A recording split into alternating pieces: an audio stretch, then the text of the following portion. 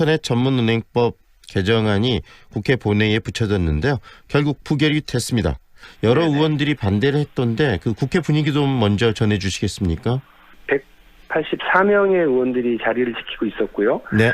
찬성 75, 반대 82, 기권 27입니다. 그래서 부결이 됐고요. 과반을 점하지 못해서 본회의 열기 전에 의총을 먼저 열었는데 저하고 홍영표 의원하고 반대 토론을 했어요. K뱅크가 설립부터 지금까지 계속해서 특혜 논란이 있고 여러 가지 현행법들을 어기는 문제점이 있는데 지금 여기까지 와서 우리가 1년 전에 만들었던 법을 또 개정해서 또 특혜를 더 얹어주려고 하는 건 도저히 못 참겠다고 하는 것이 저희 민주당 의원님들의 대부분의 의견이었습니다. 박영진 의원이 이야기하는 부분에 대해서 많은 의원들이 공감을 하셨다. 이렇게 이해가 되네요. 기자들이 이제 취재를 해서 하는 걸 보면 네.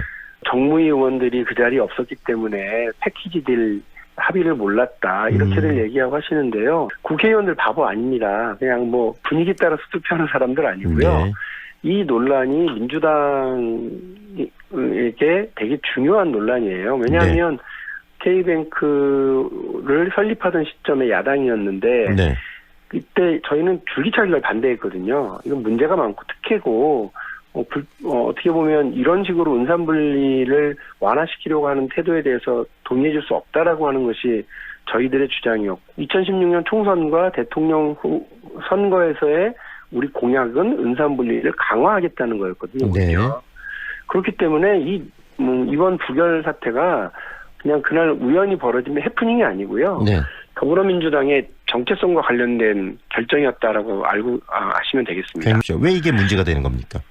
기본적으로 은행이라고 하는 건 우리 경제의 허브지 않습니까? 그래서 은행이 잘못되고 부실화되거나 혹은 사금고화가 되거나 그렇게 되면 여러 산업에 미치는 파장이라고 하는 것이 엄청납니다. 그래서 이 은행에 대한 지배력을 어떻게 구성할 것인지 매우 중요한 거죠. 네, 금산분리, 즉 금융자본과 산업자본을 분리한다 이런 이야기도 하고 바로 그 이야기를 말씀하시는 거죠? 그렇습니다. 산업자본이라고 하는 건 늘 돈이 필요하죠. 자기가 자기 중심으로 이 대출을 받아가려고 하기 때문에 어떤 규제가 필요한 겁니다. 문제는 이 인터넷 은행은 특별한 어떤 은행이니까 여기에는 금산분리 원칙을 적용하지 말자라고 하는 걸 그 창조 경제의 아주 핵심인 것처럼 금융관료들이 얘기했었습니다. 네.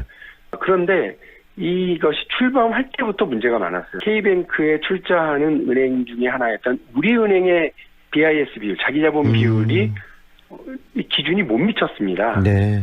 그 금융위원회가요, 그 관련 규정을 그냥 바꿔버립니다. 네. 한국관광공사가 투자를 하는데 거꾸로 업무 협약부터 하고 나중에 이사의 인준을 받는 이런 식으로 갑니다. 더 큰 건 K뱅크와 카카오뱅크가 2016년 1월에 인가를 받습니다. 네. 그런데 관련 법은 언제 만들어져요? 그 논란 끝에 2018년 10월에 만들어집니다. 먼저 허가부터 내줬네요. 그렇죠. 허가부터 내주고 나중에 관련 법이 만들어지면 이건 말도 안 되는 일들이 대한민국에서 계속해서 벌어지고 있었던 거예요. 네. 대한민국 국민과 국회를 너무 무시하고 우습게 알고 은행이라고 하는 걸 통해서 전체 경제를 부실화시킬 수도 있는 뇌관을 제거하기는커녕 뇌관을 3개, 4개씩 심고 있는. 때 은행이 부실해지면 그 책임들, 거기에 대한 것들은 또 국민들의 돈으로 메꿔야 되는 게 또 우리 현실 아니겠습니까? 이게 과연 창조경제고 이게 과연 혁신이냐. 네. 그렇지 않다는 거예요. 왜냐하면 지금 카카오뱅크나 K뱅크나 잘 되든 안 되든 간에 전부 다 어디에 집중하고 있느냐면 기존의 시중은행들이 하고 있는 예대마진, 이자놀이, 이거에만 집중하고 있는 거예요.